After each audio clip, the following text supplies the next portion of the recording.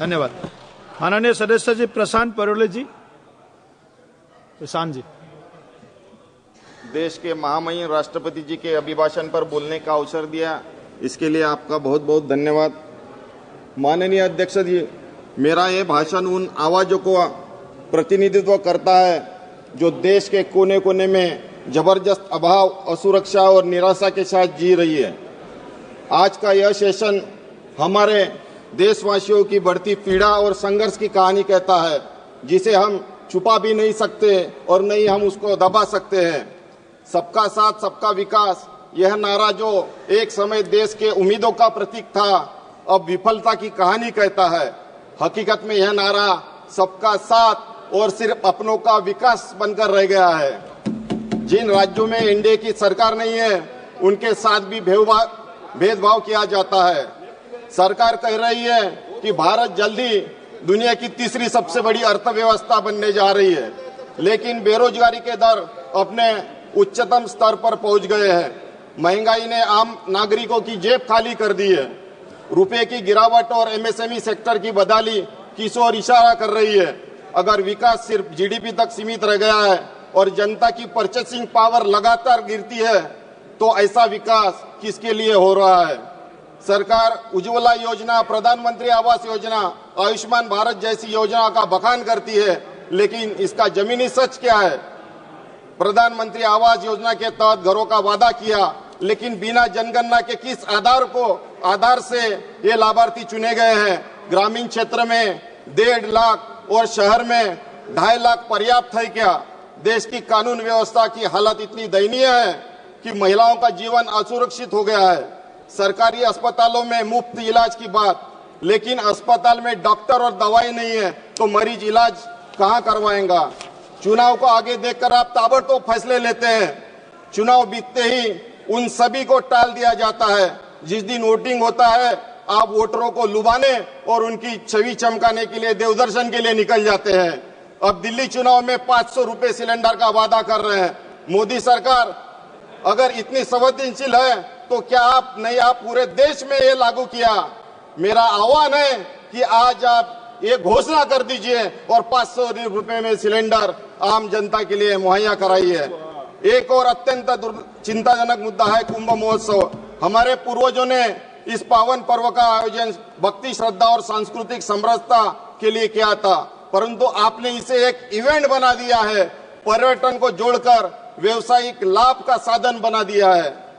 सरकार कहती है कि उसने 10 लाख नौकरियां दी है, लेकिन हकीकत यह है कि बेरोजगारी अपने चरम सीमा पर है। महिला आरक्षण बिल पास हुआ, लेकिन क्रियान्वयन कब होगा? देश में महिला सुरक्षा का क्या हाल है? अपराध बढ़ रहे हैं, न्याय में देरी हो रही है, वर्किंग प्लेस पर लैंगिक समानता और सुरक्षा वातावरण की गारंटी नहीं मिल पा रही है।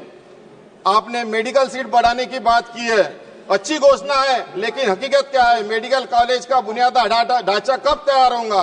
अध्यक्ष महोदय, मैं हकीकत बताता हूं, मेरे क्षेत्र में महिला अस्पताल के लिए पिछले 15 वर्षों से बिल्डिंग बन रही है। पिछले साल उस बिल्डिंग में मेडिकल कॉलेज खोल दिया गया। क्या इसी तरह मेडिकल की शिक्षा होंगी? और जिस उद्देश्य के लिए यह महिला अस्पताल बनाया गया है, वहां महिला का उपचार कब मिलेगा?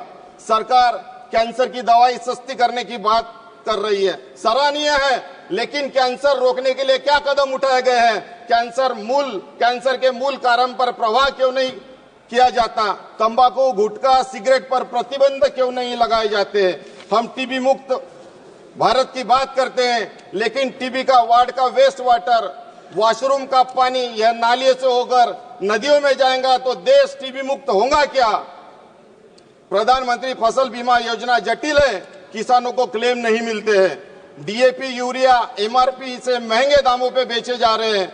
किसानों को जरूरत से ज्यादा लिंकिंग में अन्य उत्पाद जबरदस्ती से बेचे जा रहे हैं। जैविक खेती को बढ़ावा देने का सिर्फ अभियान रह गया है।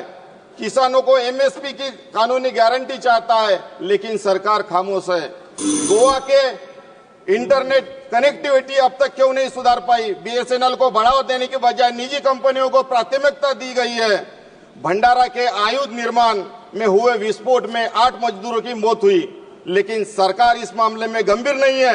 आयुध निर्माण में अप्रेंटिस और टेन्योर बेसिस कर्मचारियों को खतरनाक पुरानी मशीनों पर काम क्यों कराया जाता है? युवा की मृत्यु दुर्भाग्यपूर्ण है। अप्रेंटिस कर रहे युवकों को जोखिम भरी जगह पे नहीं भेजना जाना चाहिए और तो और मुआवजा दिया गया है, फैक्ट्री के फंड से दिया जाना चाहिए। आप समाप्त यानी कीजिए, वो समाप्त कीजिए। मुनाफा इस कर्मचारी की मेहनत जो किया है उसी से दिया गया है। आयु ब्यूरो का 4 साल के बाद नौकरी के बाद क्या भविष्य है। मेरे संसदीय क्षेत्र में नाग नदी से नागपुर शहर का केमिकल युक्त प्रदूषित पानी वहींगंगा में बह रहा है, जिससे आने वाली पीढ़ी को कैंसर और जेनेटिक बीमारियों का खतरा है। क्या मोदी सरकार इसे रोकने का प्रयास करेगी या नहीं? प्रशांत जी धन्यवाद। मैं एक शब्द में अपना भाषण समाप्त करूंगा।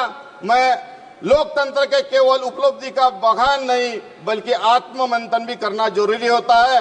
जनता सिर्फ वादों से नहीं, ठोस परिणामों से संतुष्ट होती है। देश को आगे ले जाने के लिए भाषण नहीं बल्कि जमीनी काम चाहिए।